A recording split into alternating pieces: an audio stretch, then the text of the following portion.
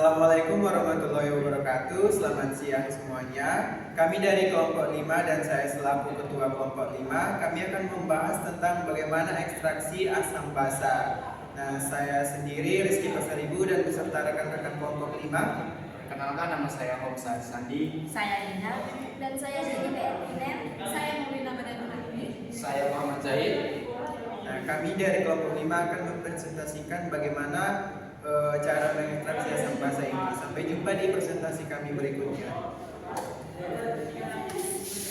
Teman, perkenalkan nama saya Homsa Sandi. Di sini saya akan menjelaskan tentang apa itu ekstraksi menggunakan parut asam basa.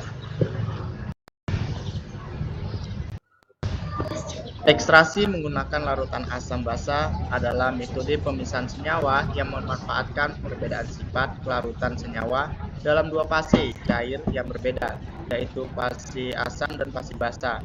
Proses ini melibatkan penggunaan reagen atau larutan indikator asam dan basa untuk memisahkan komponen-komponen dalam campuran berdasarkan sifat asam basa mereka. Ekstraksi asam basa secara khusus memanfaatkan interaksi ionik antara senyawa dan larutan asam atau basa untuk memisahkan komponen. Serta metode ekstraksi lainnya mungkin lebih bergantung pada larutan tanpa mempertimbangkan sifat asam basa. Ini menjadikan ekstraksi asam basa sebagai metode yang sangat berguna untuk senyawa organik dengan fungsi yang dapat terionisasi. Berikutnya akan dijelaskan oleh teman saya. Nah, untuk materi selanjutnya itu ada prinsip ekstraksi asam basa dalam perikanan. Itu ada 3. Yang pertama adalah pemecahan komponen protein dan lemak. Nah, untuk proses ini memanfaatkan sifat asam dan basa untuk memecah protein atau hidrolisis atau melarutkan komponen-komponen tertentu seperti lemak sehingga mudah dipisahkan. Nah, jadi untuk partikel lemak-lemaknya dia lebih mudah dipisahkan agar dia cuma satu partikel. Dan yang kedua itu adalah pengelolaan kolagen dan gelatin. Dari kolagen dan gelatin ini sering dilakukan dengan asam seperti asam asetat yang melemahkan ikatan antar serat protein. Nah, setelah itu basa seperti NaOH digunakan untuk melarutkan dan memurnikan kolagen. Dan yang ketiga adalah pemanfaatan perikanan. Selain kita memanfaatkan intinya, limbah perikanan seperti kepala, kulit, sisik, dan tulang, protein, mineral, dan lemak yang dapat kita manfaatkan kembali dengan metode ekstraksi asam basa dengan menguraikan komponen-komponen yang sehingga memungkinkan pemanfaatan lebih lanjut, misalnya bahan kosmetik, bahan pangan, dan bahan lainnya. Contohnya seperti pada tulang ikan akan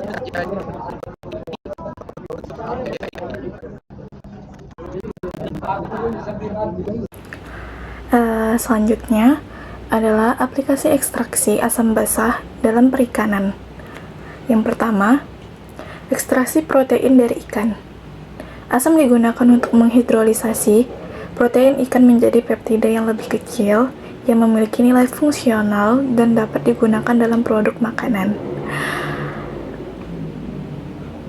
Basa seperti NaOH juga digunakan untuk membantu proses hidrolis protein dari bahan limbah ikan yang kemudian digunakan sebagai bahan tambahan dalam industri pangan. Yang kedua, ekstraksi kolagen dan gelatin. Kolagen dapat diekstrak dari kulit ikan menggunakan asam asetat dan asam basa seperti NaOH digunakan untuk membantu proses pemurnian lebih lanjut. Kolagen dan gelatin ini kemudian digunakan dalam industri kosmetik atau makanan. Yang ketiga, ekstraksi zat warna alami. Maserasi merupakan proses penyaringan simplicia dengan cara merendam menggunakan pelarut pada temperatur kamar, sehingga menghasilkan minyak yang lebih murni. Pelarut yang digunakan pada penelitian ini adalah etanol. Etanol merupakan pelarut semipolar yang dapat mengekstrak zat warna dengan lebih baik. Baiklah, di sini saya akan menjelaskan proses ekstraksi asam basa dalam perikanan. Prosesnya ada tiga cara. Pertama itu pengolahan tahap awal. Limbah perikanan seperti tulang, kepala, dan kulit direndam dalam pelarut asam, misalnya asam asetat atau asam klorida, untuk larutkan protein. Baiklah teman-teman, kali ini saya akan menjelaskan keunggulan penggunaan ekstraksi asam dan basa.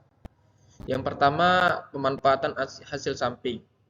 Limbah ikan yang biasanya dibuang dapat dimanfaatkan kembali menjadi produk bernilai tambah seperti kolagen, gelatin, dan minyak. Yang kedua, produksi protein fungsional. Ekstraksi ini memungkinkan produksi protein dan peptida dengan nilai biologis yang tinggi, yang dapat digunakan sebagai suplemen, nutrisi, atau dalam industri makanan. Dan yang terakhir, pengolahan ramah lingkungan. Ekstraksi dengan pelarut asam dan basa dalam pengolahan hasil perikanan yang seringkali lebih ramah lingkungan dibandingkan metode kimiawi lainnya yang melibatkan pelarut organik berbahaya.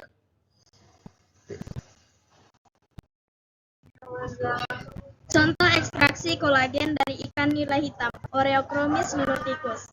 Kulit ikan nila hitam, Oreochromis niloticus, dapat diekstraksi menjadi kolagen dan turunannya sebagai salah satu alternatif peningkatan nilai tambah limbah industri perikanan. Ekstraksi kolagen dari sampah kulit ikan nila hitam menggunakan asam asetat, metode asam, dan dipresipitasi dengan larutan asam dapur NaCl 0,9 mili untuk meningkatkan optimasi isolasi kolagen.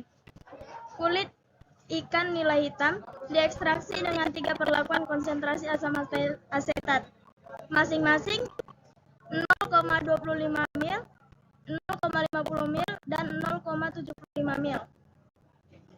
Pada selang waktu 16 dan 48 jam, dari hasil pengujian diketahui bahwa perlakuan interaksi, konsentrasi asam asetat, dan waktu ekstraksi tidak berpengaruh nyata terhadap pembentukan rendemen kolagen pada tingkat signifikansi 95%.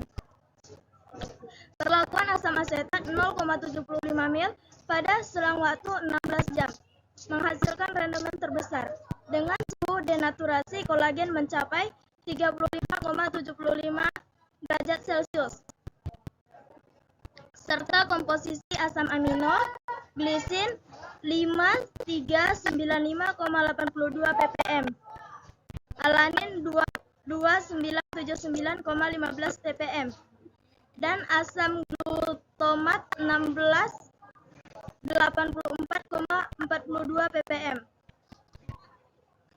Berdasarkan analisis SDS PAGE, diketahui bahwa kolagen dari sampel kulit ikan nila hitam mengandung ikatan rantai kimia sebagai kolagen tipe -1.